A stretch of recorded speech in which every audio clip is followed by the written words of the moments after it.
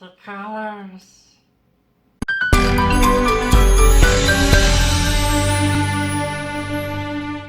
Hello and welcome dear skill modelers to my small hobby YouTube channel. My name is Tomo and today we're going to be testing some metallic paints from AK Interactive. In my paint arsenal I have quite a few paints, among which these. These are metal colors from AK Interactive from their Extreme metal range. They are highly diluted colors meant to be used only with an airbrush. So far I have only tested 3 of their colors: chrome, black base and aluminium. All the rest are unknown. So that is what this video is going to be all about. But I'm also very interested in the other paints that I also have, more specifically TAMIYA, REVELL and Vallejo. I want to know how well they compare to the Extreme Metal range from AK Interactive. From what I've known so far, the chrome color is very delicate. It's very difficult to get a very good and shiny chrome effect on your model. So making the right steps and doing the hard work beforehand is very important. That is why I bought myself some spoons. They have a nice glossy shiny surface that will reflect the light naturally and perfectly. I also want to try spraying the paints directly to the spoon without using any primer. Before we begin, quick disclaimer. AK Interactive, Vallejo, TAMIYA and REVELL have not paid me to do this experiment. I wanted to see how well they perform and I wanted to share the information with you. So let us begin. Gunmetal, black base, brass, copper, pale brass, stainless steel, chrome, polished aluminium, aluminium, dark aluminium, steel, and last but not least, gold. Between paints, I will use Extreme Cleaner Thinner to clear out the paint, and I'll be painting them on these plastic white spoons. Also, protection is key. Use a mask. Each experiment will start with a blank white spoon, which I will clean with turpentine to make sure that there's no residue on the spoon. All the paints have a very fine pigment that settles on the bottom, so you have to shake it for at least about a minute or so to make sure that the paint is thoroughly mixed. You will see when the paint is done, when you can see the bottom is full of bubbles like so. I will be spraying paint directly to the spoon. No primer, no nothing, because I want to see how well they cover an area without using any primer. These enamel paints are very diluted, so they can only be applied with an airbrush. You do not need to dilute them any further. Just pour them in and you're ready to go. Here you'll see me pour in the gunmetal color, and you'll see in a minute how alive this paint is. It looks like it's like an alien. It's bubbling, it's just, swirling and twirling. For the application of paint, I'll be using a 0.4mm nozzle with a pressure of 10 psi or 0.8 bars.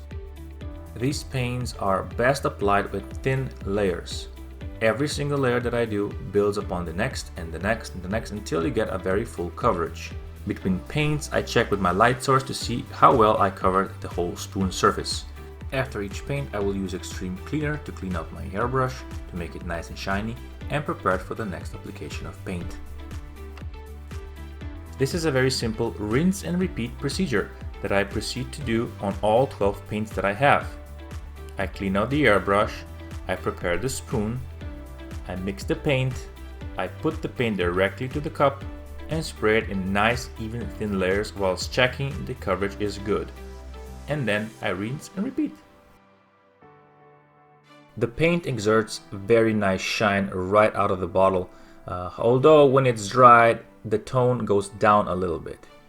Note that the paint is dry to the touch very quickly. In fact, it takes around 5 minutes and the paint is ready to be handled by hand, but it's fully cured in 24 hours.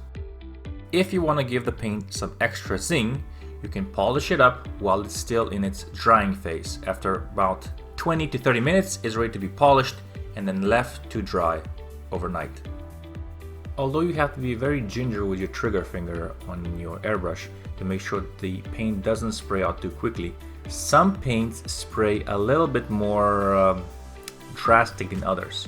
For the majority paints that I've tested, you have to be very careful how to spray them. However, brass, pale brass, and copper are one of the exceptions, which need a little bit more persuasion to get out through the nozzle. Also, there are 2 exceptions here: chrome and Polished Aluminium. These are very delicate colors and will not spray directly to the spoon without primer.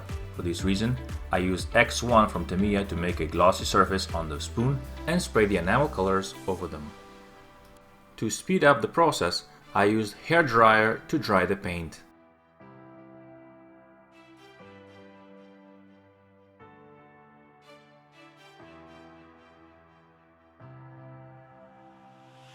The last paint to test is the black base. I don't really know what the paint is supposed to be used for, but I found an interesting way to make it work. I took the primer, primed the spoons with black primer, and then proceeded to paint a mixture of black base and polished aluminum in the ratio of 60-40 and 95-5. What I wanted to achieve with this mixture is to make a black metallic color. The second spoon I sprayed with X1 TAMIYA and then proceeded to spray the mixture of black base and polished aluminum in the ratio of 95-5. And here are all the results.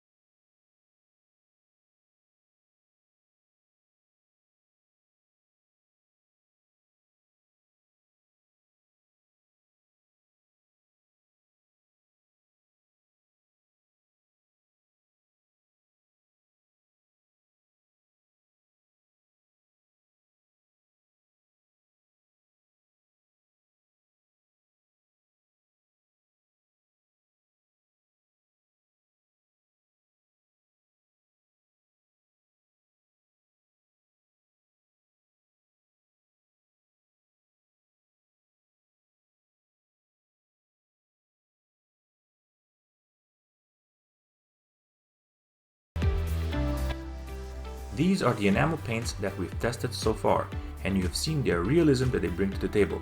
But how well do they stack up to the other acrylic and lacquer paints that I also have in my paint arsenal? So for this we will test TAMIYA, REVELL and Vallejo respectively. The paints that we're going to be testing today are Vallejo Silver, Vallejo Natural Steel, Vallejo Bronze, Vallejo Brass and Vallejo Model Air Chrome. Notice that this is Model Air, which means that it can be used straight from the bottle into the airbrush.